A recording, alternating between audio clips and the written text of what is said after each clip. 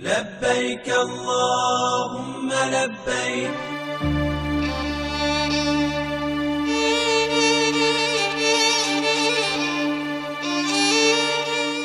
Assalamualaikum warahmatullahi wabarakatuh. Kaum muslimin muslimat rahimakumullah, calon jamaah haji ataupun pemirsa dimanapun Anda berada. Pada kesempatan kali ini kita akan menyampaikan ketika calon jamaah haji ataupun kita sebagai kaum muslimin yang sangat merindukan akan panggilan Allah baik untuk berhaji maupun berumroh. Sayuganya kita juga bisa mulai belajar. Ketika kita sudah saatnya nanti dipanggil, kita sudah bersiap. Pada edisi kali ini, ketika jamaah haji sudah siap, segala sesuatunya, barang-barangnya sudah di-packing, perlengkapannya sudah siap. Apa saja yang akan kita lakukan di hari H? Mari kita saksikan bersama. Yaitu dalam panduan perjalanan jamaah haji Indonesia. Mulai dari rumah sampai dengan tiba di tujuan. Ketika gelombang 1 tujuannya adalah di Bandara Madinah. Kalau di gelombang 2 tujuannya adalah di Bandara Jeddah di Mekah. Yang pertama, ketika jamaah haji sudah bersiap, dari rumah perjalanan menuju ke embarkasi disesuaikan dengan tempat atau daerah masing-masing. Maka jamaah haji yang pertama adalah ketika sudah berpamitan, sudah akan pergi meninggalkan rumah, sebelumnya disunatkan untuk melakukan sholat sunnah safar. Melakukan sholat sunnah safar 2 rakaat, kemudian berdoa kepada Allah, berpamitan ke keluarga, ke tetangga. Kemudian saat itu juga kita sudah hatinya kita terpaut kepada Allah dengan memperbanyak zikir dan doa. Kemudian juga ketika kita memulai perjalanannya di waktu akan sholat, maka kita juga melaksanakan jamak dan qashar. Karena jamak dan qashar sudah berlaku kita dalam perjalanan ke Tanah Suci. Dan hal yang paling penting adalah meneguhkan niat kita yang ikhlas tanpa rasa apapun, benar-benar bahwa kita berhaji atas panggilan Allah dan atas dorongan hati yang kuat. Setelah jamaah haji melakukan perjalanan, biasanya menggunakan bis atau diantar langsung oleh keluarga menggunakan kendaraan, tibalah sampai di asrama haji embarkasi di daerahnya masing-masing sesuai dengan kloternya. Ketika sudah sampai di asrama embarkasi, para jamaah haji dipersilakan atau diarahkan untuk melakukan proses penerimaan. Biasanya dilaksanakan seremoni bersama dengan para petugas ataupun petugas haji yang berada di instansi masing-masing di asrama masing-masing. Ketika sudah selesai melakukan penerimaan di asrama haji, tentu saja jamaah haji memperbanyak zikir dan doa di sana, meneguhkan hati, meluruskan niat. Kemudian juga ada kesempatan 1 saat untuk pemeriksaan kesehatan. Khususnya ini untuk jamaah haji lansia, tapi juga berlaku untuk umum, memastikan bahwa jamaah haji dalam kondisi sehat. Ketika memang ada jamaah haji yang membutuhkan pertolongan, maka segera pemeriksaan kesehatan dilakukan. Kemudian ketika sudah melakukan penerimaan dan sebagainya, kemudian jamaah haji menempati akomodasi yang telah disediakan. Petugas akan melakukan pembagian di mana para calon jamaah haji itu akan menginap, beristirahat, sehingga para calon jamaah haji ini harus benar-benar diperhatikan, harus sesuai dengan rombongan, harus sesuai dengan ketua regunya. Lalu kegiatan apa saja di asrama haji? Di asrama haji embarkasi, yang pertama adalah akan menerima layanan akomodasi dan konsumsi. Akomodasi adalah seputar fasilitas hotel untuk menginap ataupun kebutuhan-kebutuhan lain, dan konsumsi 3 kali sehari, pagi, siang, dan malam. Kemudian pada saat beberapa waktu ataupun satu saat, satu sesi, jamaah haji juga akan menerima pendalaman manasik haji sebagai pengingat, khususnya nanti oleh pembimbing ibadah. Apa saja yang akan kita lakukan setibanya di Jeddah, di Madinah, ibadah-ibadah apa saja yang kita lakukan, ataupun penguatan-penguatan rukun sunnah-sunnah haji. Sehingga saatnya nanti jamaah haji melakukan ibadah-ibadah dengan yakin, dengan mantap bahwa yang dilakukan adalah ini rukun, ini wajib, ini sunnah-sunnah haji. Nah, kemudian adalah ini yang paling penting sebagai persiapan bekal, itu adalah para calon jamaah haji itu akan menerima paspor dari petugas, kemudian visa, gelang identitas, dan living cost. Nah, ini yang penting. Harus disimpan baik-baik di tas lempang. Nah, tas lempang itu berisi tentang paspor, visa, gelang. Kalau gelang identitas itu langsung dipakai, biasanya di sisi sebelah kiri ya, ataupun kanan. Biasanya sih untuk kesamaan itu kanan, mohon maaf, kanan. Kemudian juga uang living atau uang yang akan kita gunakan selama kita berada di tanah suci. Kemudian juga untuk jamaah haji terus melempar banyak zikir, menguatkan tekad kita akan mengunjungi ataupun kita ziarah ke tanah suci. Jadi harus benar-benar meluruskan niat kita, memantapkan hati kita. Baik, setelah ini dilakukan semua oleh calon jamaah haji, berikutnya adalah jamaah haji bersiap ke pesawat. Biasanya dari embarkasi ke pesawat itu menggunakan bus yang sudah disiapkan oleh panitia.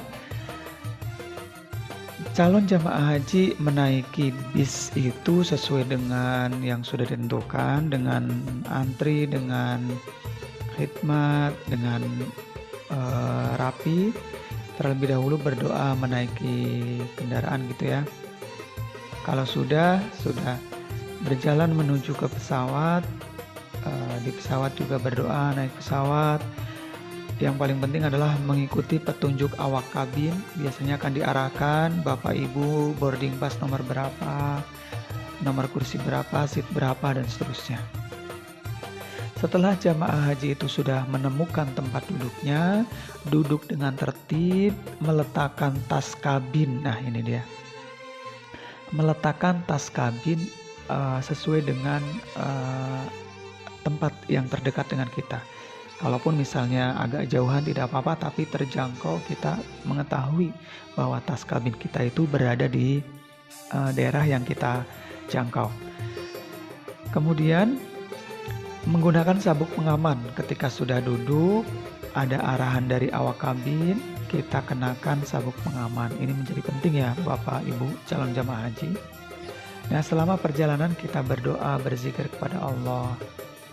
Nah, Bapak Ibu, ketika di dalam pesawat itu waktunya dari bandara kita Indonesia sampai dengan ke Jeddah maupun ke Mekah, ke Madinah, itu sekitar 9 jam lebih.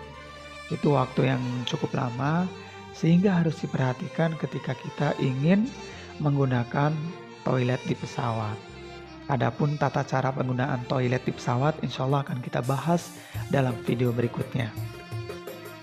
Berikutnya adalah ketika kita memasuki waktu sholat, biasanya di situ ada petunjuk. Jadi ketika kita sudah hampir sampai dalam perjalanan, itu biasanya ada perubahan waktu ya Bapak Ibu jamaah sekalian, perubahan waktu menyesuaikan di tempat di mana kita berada. Maka ketika sudah memasuki waktu sholat, biasanya akan diarahkan. Nah, kita sayogianya sebagai ihtiroman, untuk memuliakan waktu gitu ya, kita melaksanakan sholat dengan cara bertayamum, bersucinya ya Bapak Ibu. Bersucinya dengan cara tayamum, kemudian kita sholat dengan duduk di pesawat. Nah, adapun tata cara sholatnya itu bisa dengan jamak dan qashar ataupun jamak saja gitu Bapak Ibu. Ya, sebagaimana tadi sudah disampaikan, selama di pesawat itu sekitar 9 jam lebih ya, cukup lama. Nanti juga selama dalam perjalanan kita mendapatkan konsumsi. Sampailah kita di bandara kedatangan. Alhamdulillah Bapak Ibu, ketika sudah hampir sampai itu biasanya ada informasi, kita pun dapat melihat ke bawah gitu ya. Masya Allah, pertama kali melihat tanah suci dari atas, rasanya Masya Allah ya. Untuk gelombang 1 tiba di bandara Amma Madinah. Nah, ketika sudah sampai di Bandara Madinah, sudah landing, pesawat sudah mulai parkir dan berhenti, kita nanti diarahkan oleh awak kabin untuk mengambil tas kabin kita secara antri dan secara tertib. Kita keluar secara tertib, turun dari pesawat, kemudian kita menyiapkan di tas tenteng yaitu paspor dan vaksin ya, ini penting ya, paspor dan vaksin meningitis kita biasanya langsung diperiksa oleh polisi yang bertugas di bandara. Kita beritahu, biasanya di situ akan ada di stempel ataupun diberi tanda gitu. Kemudian langsung menuju ruang dan mengikuti pemeriksaan imigrasi. Disiapkan paspor, nanti kita akan ngecek-cek di situ. Ketika sudah selesai, kita tunggu arahan ketua regu atau ketua rombongan, karu atau karom, sehingga dipastikan Bapak Ibu harus sesuai dengan rombongan. Nah, di situ diuji bahwa kita benar-benar harus patuh pada ketua rombongan kita. Kemudian ketika kita sudah sampai transit di situ, kita biasanya ada istirahat sebentar di tempat ataupun bagi yang ingin ke restroom, ke toilet. Kemudian kita bersiap untuk naik bis menuju ke hotel masing-masing. Nah, di dalam bis kegiatannya itu kita menyerahkan paspor ke petugas. Petugas ini petugas dari Arab biasanya yang memiliki perusahaan di bus itu, namanya wukala. Kita serahkan, biasanya akan didata di situ. Nah, Bapak Ibu, ini untuk gelombang 1. Jadi gelombang 1 jangan lupa langsung menuju ke Madinah. Nah, nanti apa saja yang akan kita lakukan di Madinah, insya Allah akan kita bahas di video berikutnya ya Bapak Ibu ya, karena memang cukup panjang di sini. Nah, adapun bagi Bapak Ibu yang masuk gelombang kedua, itu artinya jamaah haji sebagian itu sudah berada di Madinah. Nah, maka kita gelombang 2 itu ke Mekah terlebih dahulu, yaitu di Bandara Jeddah. Apa yang akan kita lakukan? Sama seperti di gelombang 2. Kita harus antri turun dari pesawat, mengikuti arahan karom, mengikuti arahan karu, awak kabin, dan seterusnya. Memastikan tas tenteng itu paspor kita sudah siap. Ataupun juga kartu meningitis, kartu kuning kita. Karena pasti akan diperiksa di petugas di situ. Menuju ruang imigrasi untuk pemeriksaan. Nah, ini bedanya dengan gelombang 1. Jadi di gelombang 2 itu udah niat ihram jika jamaah haji belum niat di embarkasi. Maka di situ jamaah haji sudah berganti ihram, di tempatnya nanti ada, udah niat ihram, kemudian menuju ke bis masing-masing sesuai dengan tempat duduk, lalu menyerahkan paspor ke petugas. Nah, nanti dari bis tersebut karena jamaah haji dalam kondisi ihram ketika sudah sampai di hotel ini biasanya tidak istirahat atau istirahat sebentar, hanya dropping kita ke hotel, ke kamar yang sudah tentukan, kita langsung tawaf kudum. Nah di sini tentu saja Bapak Ibu nggak usah bingung, nanti akan ada yang mengarahkan karom dan karu ya, kepala regu dan kepala rombongan, ketua regu dan ketua rombongan. Nanti akan diarahkan. Jamaah haji yang di gelombang 2 itu akan tawaf kudum terlebih dahulu. Tawaf kudum, kemudian ketika langsung melaksanakan sangi, tahalul, lepas kain ihram, itu bisa langsung kemudian melaksanakan sunnah-sunnahnya. Itu Bapak Ibu sekalian, calon jamaah haji, semoga memberi gambaran paling tidak bahwa apa yang akan kita lakukan, persiapan-persiapan apa, sehingga kita mantap dan yakin dalam melaksanakan ibadah haji dan kita mendapatkan rukun, sunnah-sunnah ataupun wajib-wajibnya. Demikian, kurang lebihnya mohon maaf. Nantikan video kami berikutnya berkaitan dengan seputar ibadah haji. Kurang lebihnya mohon maaf. Wassalamualaikum warahmatullahi wabarakatuh.